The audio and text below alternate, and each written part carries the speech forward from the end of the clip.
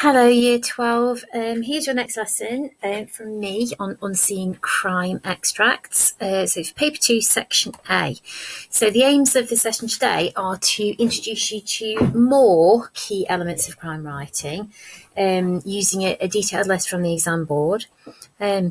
To begin to understand the expectations of the unseen extract question, so showing you the format, and to start to analyse an unseen text, which again is a courtroom focused extract. So that's building on from your prior learning with the To Kill a Mockingbird session we did last week. So on the following slides, there are examples of what to look for whenever you're looking at a piece of crime fiction. And as we go through them, think about the crime text, the extracts you've already read, and think about where in those extracts and texts that you may have already read, these elements are evident.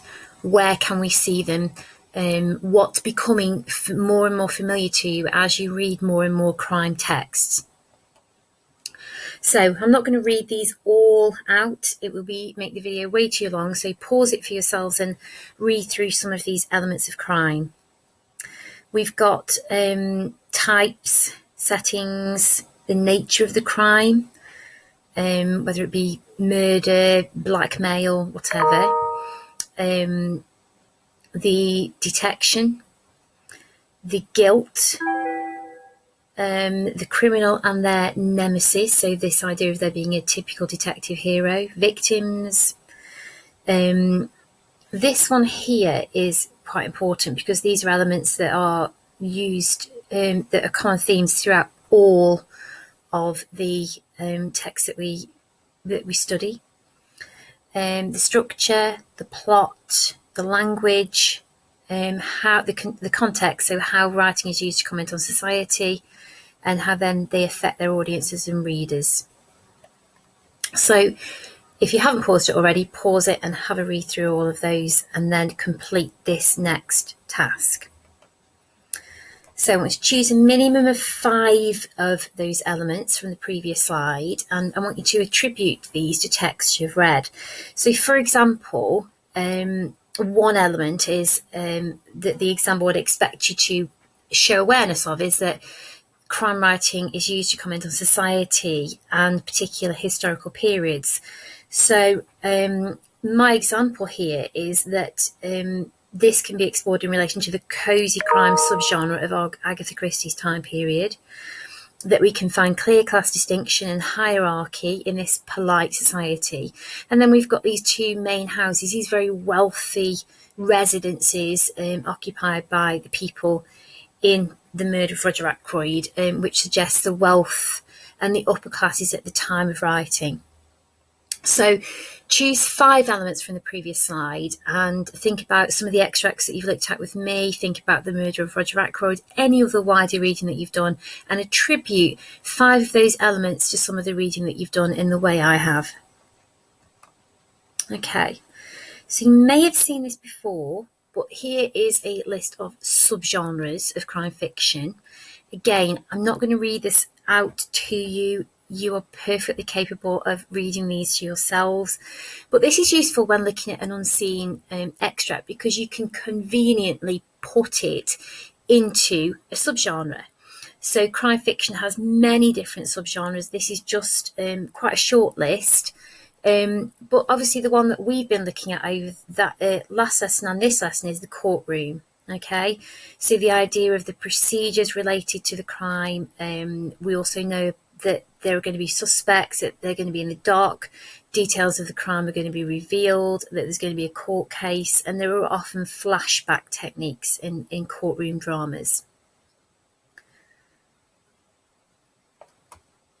Okay, so keep this brief, 2 or 3 lines. Give me 2 or 3 examples of different subgenres you have read so far by looking at the previous slide. Oops. Okay, so on paper 2, the very first question that you encounter on paper 2 of your elements of crime writing paper is this unseen extract. Okay, so at GCSE, you did do quite a lot of unseen. You did unseen poetry. You did unseen extracts in relation to your text, but you will have read them before, whereas this is a completely unseen piece of writing. So this is your typical question. It will always look like this. So explore the significance of the crime elements in this extract. Remember to include in your answer relevant, detailed analysis of the ways that whoever the writer is has shaped meanings. Okay, it's quite a similar format to the unseen question for Othello in paper 1.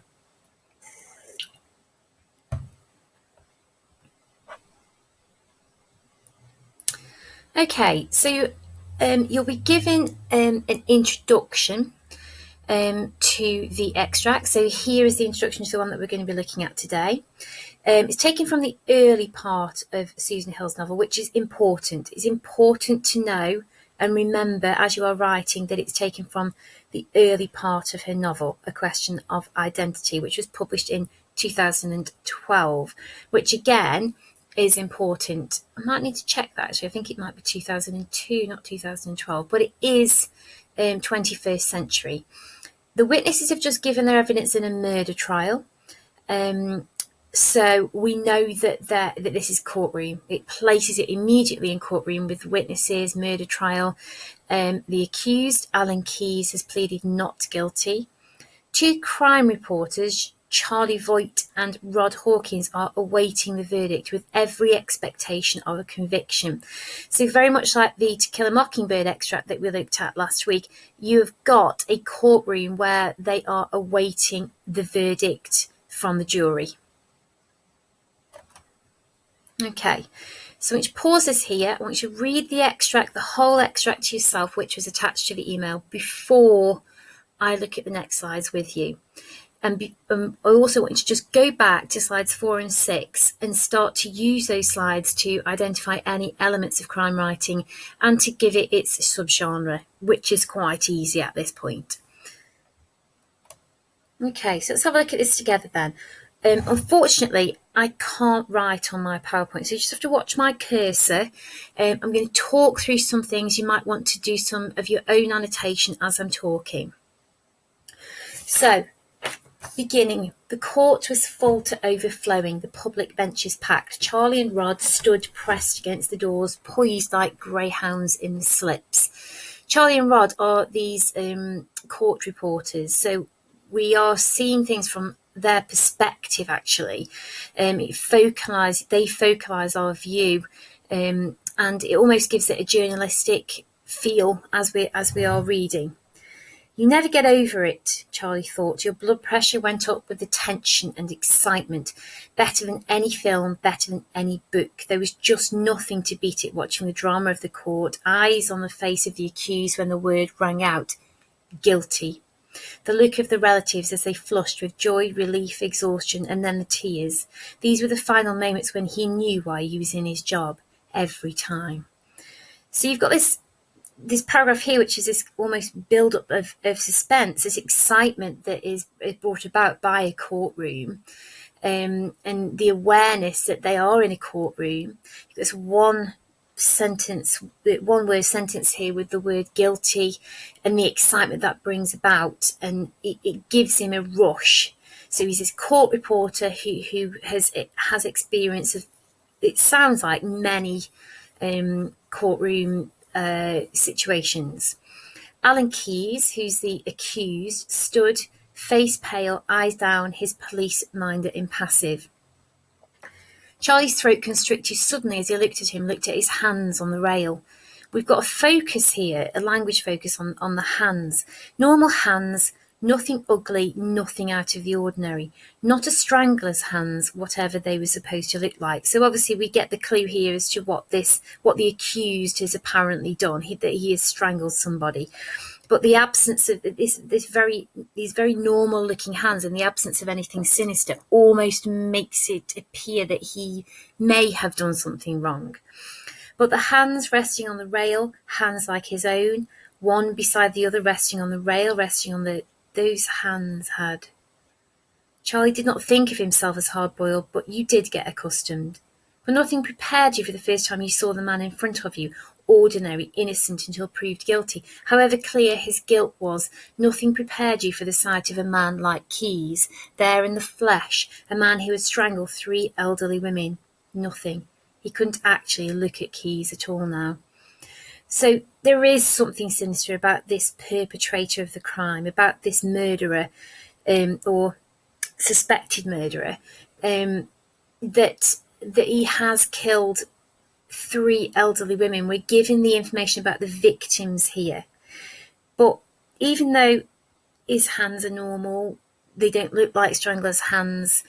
Charlie still can't look at Keyes now, maybe because of the crime that he supposedly committed. The lawyers sat together, shuffling papers, fiddling with box lids, not looking at one another, not murmuring, just waiting. So that short sentence there gives this idea of them waiting for the verdict to come in, very much like the To Kill a Mockingbird courtroom situation, and also like the Pickwick Papers extract.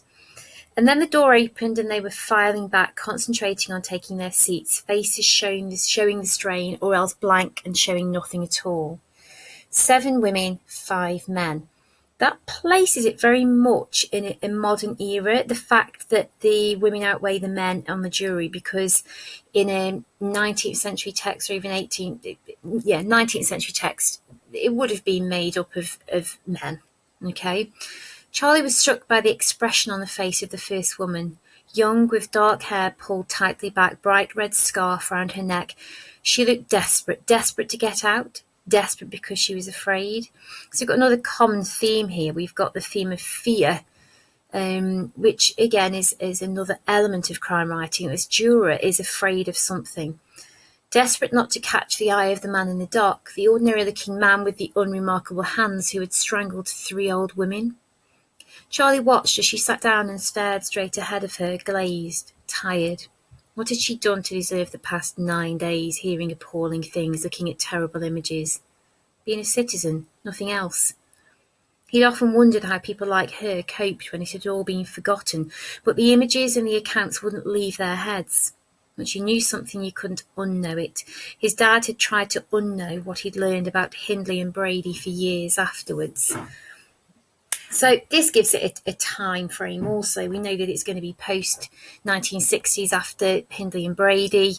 But we've also got this focus on the jury, a very important aspect of crime, an element of crime writing, the jury itself within the courtroom. We've seen how it's given us opportunities for writers to characterise jurors in the other extracts that we focused on. And Hill does exactly the same here. There's a focus on the fear, questioning what had she done. She's afraid to look the man in the eye in the dock. And so we've got that typicality there again of the focus on this character. All rise. The court murmured. The murmur faded. Everything went still. So you've got that formality of the courtroom there. Every eye focused on the jury benches. In the centre of the public benches, a knot of elderly women sat together. 2 had their hands on one another's arms. Even across the room, Charlie Voigt could see a pulse jumping in the neck of one, the pallor of her neighbour. Behind them, 2 middle-aged couples, one with a young woman. He knew relatives when he saw them, very quiet, very still, desperate for this to be over, to see justice being done. Hang in there, he willed them, a few minutes, and then you will walk away to try and put your lives back together. There's an element here that Charlie Voigt seems to be convinced that this man on trial is going to be convicted, that there's no other option here, because he's supporting the relatives. It will all be over soon. Justice will be done, which is another important element of crime writing, the restoration of social order. And we've got this focus on the relatives, that this crime has impacted not only on the people who've been murdered, but the relatives of those who've been murdered. Schoolteacher, he thought, as the foreman of the jury stood. Bit young, no more than early 30s, several of them looked even younger. When he'd done jury service himself several years ago now, there had only been 2 women, and the men had all been late middle-aged. So there's a reference here again to a jury and how times have become more equal, because even, several years ago, however many that is, well, in his lifetime, you've got an unbalanced jury. Have you reached a verdict on all 3 counts? Yes. On the first count, do you find the accused guilty or not guilty? The first murder of Carrie Gage. Charlie realised that he was clenching his hand, digging his nails into the palm. So, typical element of crime, the suspense. This is why writers use these courtroom situations to create the tension, to create the suspense. And we see it through Charlie. He's clenching his hand, he's digging his nails into his palm. Not guilty. The intake of breath was like a sigh around the room. Is this a unanimous verdict? Yes. On the second count of murder, do you find the accused guilty or not guilty? Sarah Pierce. Not guilty. The murmur was faint, like a tide coming in. Charlie glanced at the faces of the legal teams, impassive except for the junior barrister of the defence who had put her hand briefly to her mouth. Is this verdict unanimous? Yes. On the third count, do you find the accused guilty or not guilty?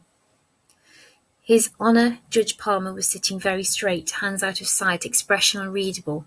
Not guilty. The gavel came down hard, and the judge blared out, "Order!" So, just coming back to this, you've briefly got the women, the 2 of the women he's supposedly on trial for murdering, Carrie Gage and Sarah Pierce. We don't find out much about these victims at all. We learn more about their families than them. So it's quite straightforward, quite simplistic. We're not expected to feel any particular sympathy at this point. Charlie Voigt doesn't give us any insight, any background, but maybe there's an element that this is the first part of a story that we might find more out about these characters later in the novel.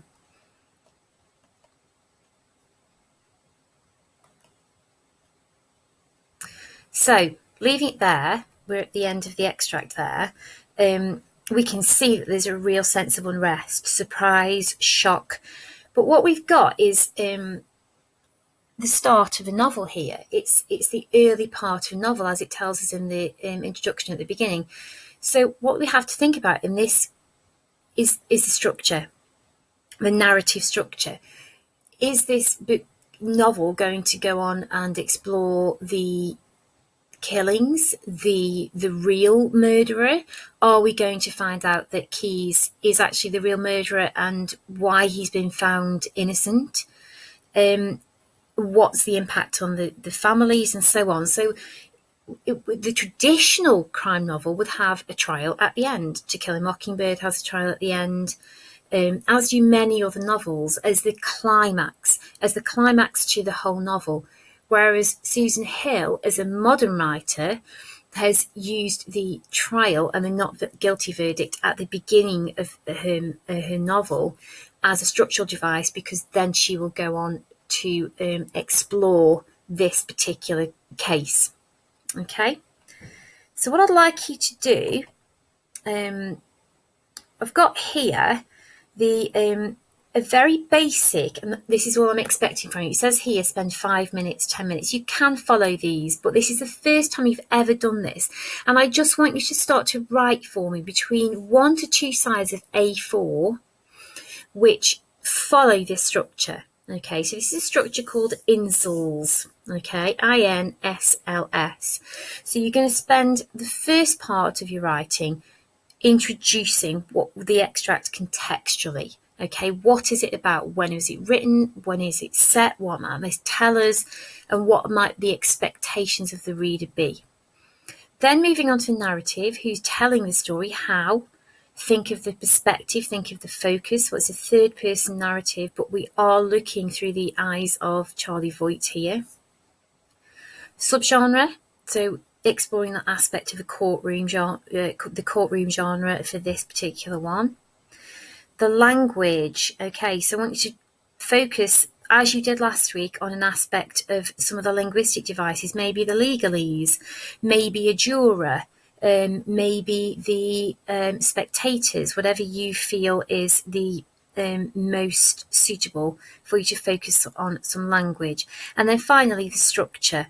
Think about the beginning and middle and end of the piece itself, but also you need to comment on the fact that this is the early part of a novel, and think about what I've talked about previously in relation to the fact that this is the early part of a story.